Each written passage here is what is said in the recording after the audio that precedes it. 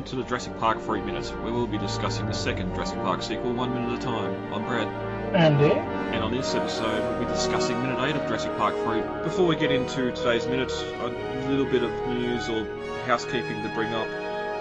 Those that watch or listen to the podcast on YouTube may have noticed the last week, where are we, minute 6 and 7 didn't go up on YouTube.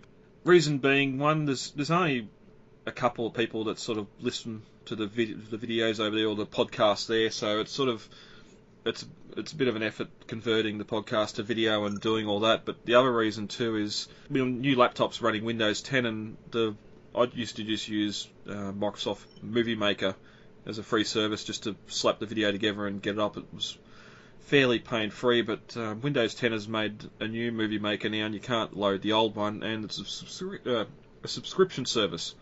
So I'm not paying to make videos, just to put them up on YouTube. I know, David, you sort of listen to the podcast via YouTube and that, but it's with great sadness. I've pulled the YouTube versions of the podcast from a release. So what will happen with the YouTube channel?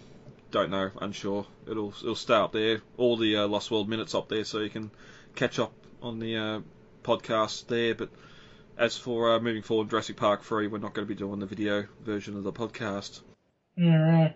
So where are we going to be putting them then? We're still releasing the 2 a week over on podbean.com. It's still the lostworldminute.podbean.com, just because changing the name of the RSS feed and the podcast there leads to a lot of issues that I've had trouble with in the past. So it's the one thing that's remained, the Lost World Minute, but everything else is Jurassic Minute or Jurassic Minutes. Gotcha. Does anyone have a question that does not relate to Jurassic Park or the incident in San Diego, which I did not witness? David, this past week, something leaked, and something big leaked, didn't it? Yeah. It's not that we don't typically talk about leaks on this program, but this one is kind of special because it's something we've both really been hoping for.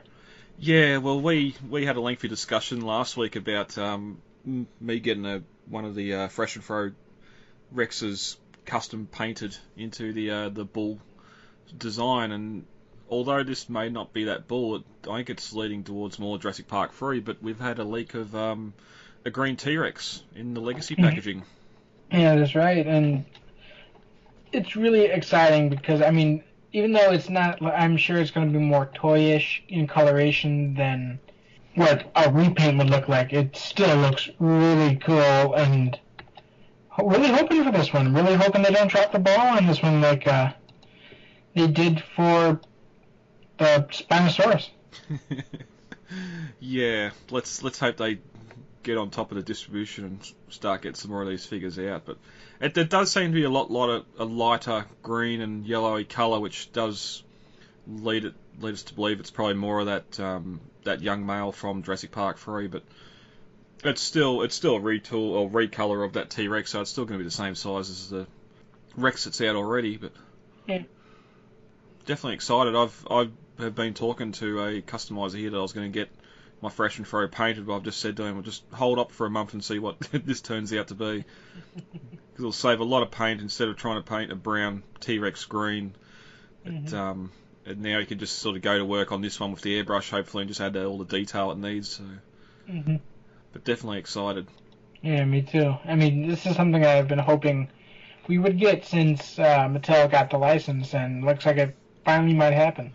Yep, and we can finally replay that scene in our own mind and with our own figures and video it and make the T-Rex win.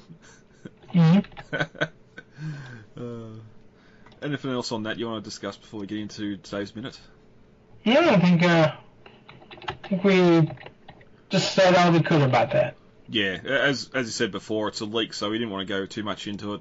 Once I don't know what else is left for the year. That might be it for toy reveals until Toy Fair next February. So, although this looks a lot longer along the line than just a prototype, so we might know something by Christmas. We might not, but we'll definitely be talking about it if we do see that come out sooner. I could write all kinds of numbers on this check, Dr. Grant. Tell me, what's it going to take?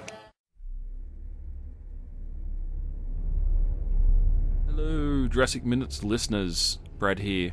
Do you like the Jurassic franchise? Of course you do. You're listening to this podcast and most likely the other Jurassic themed podcasts out there. If you're not, go and do it right now.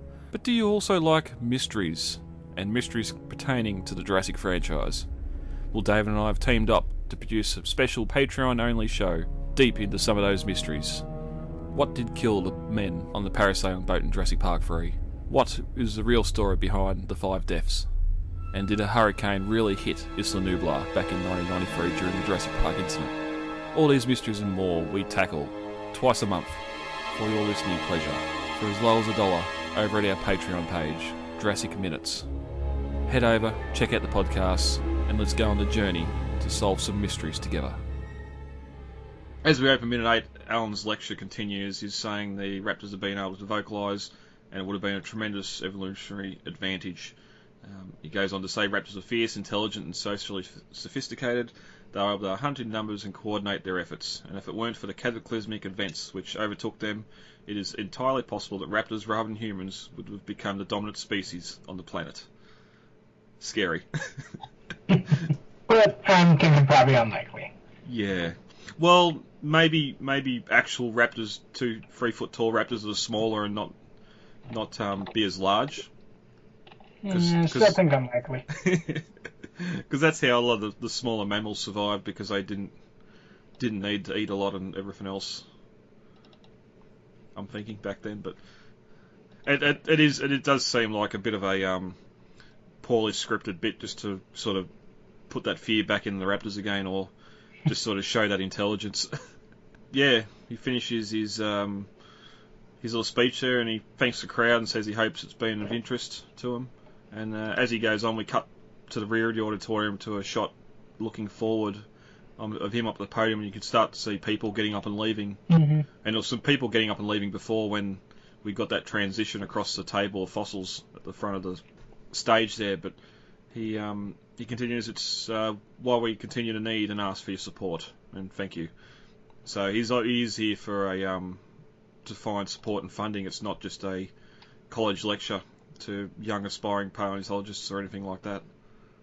There's an awkward silence before the lady running the lecture begins to clap her hands and stands up, and prompting the crowd to clap along also. And there's a microphone there. She stands over at it and thanks Dr. Grant and addresses the crowd, asking if anyone has a question. And the shot changes to the rear of the auditorium again as dozens of hands shoot into the air. Which it starts to you start to see why people are here. Mm-hmm. As the minute ends, Alan takes the microphone from the podium and begins his walk across the stage, sighing and saying, "Fine."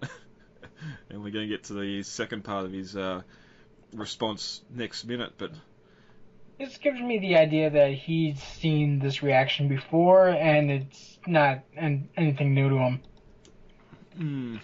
Yeah, it makes me wonder how public the well, of course, the T-Rex in San Diego out at InGen and Jurassic Park and everything else, and we'll get a little bit more to that next minute with what some of the people there at the lecture ask him. But them being consultants back in '93 and going to the park, it wouldn't seem like that sort of information